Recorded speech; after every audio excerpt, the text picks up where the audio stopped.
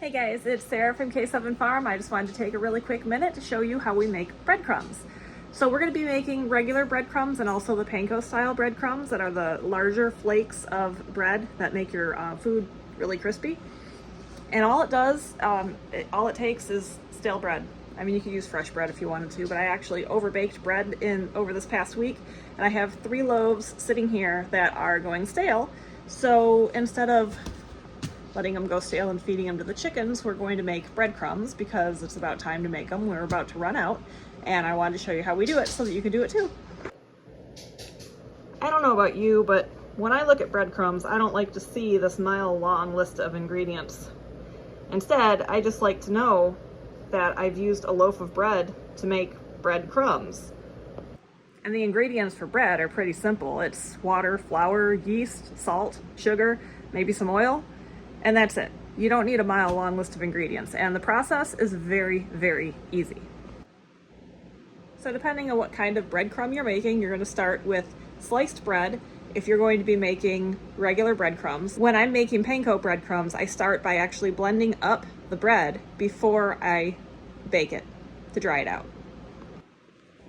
Keep in mind, these aren't truly panko breadcrumbs. These are just a panko style breadcrumb that I've been making in my kitchen for many, many years. So you get the same effect, but they're not authentic. From what I understand, the actual panko breadcrumbs are made from a special type of bread that's crustless and steamed before dried, and I'm not going through all that. So to make our traditional breadcrumbs, I'm going to start by first baking the bread in slices until they are fully dehydrated and crisp to the touch. Generally, I'm baking them at about 350 to 400. You can either stand them upright in the rack or you can lay them flat on a sheet. You'll just have to flip them if you do that. I've even used my toaster before, but with the amount I'm doing right now, it just doesn't make sense to use the toaster that much, so I just use my oven.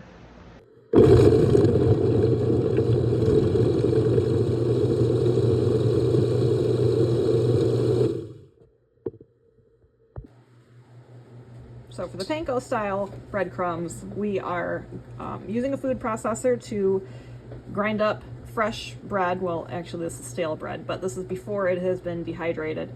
And as you can see, the texture is going to be a little different. It's more flaky.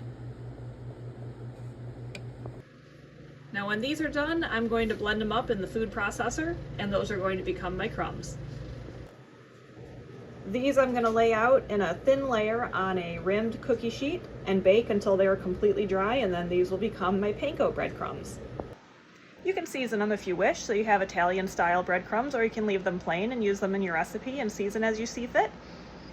Hopefully that helps you use up your stale bread and save a little money along the way.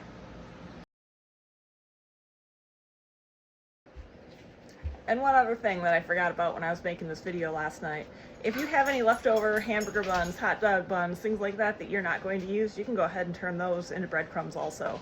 That way nothing goes to waste.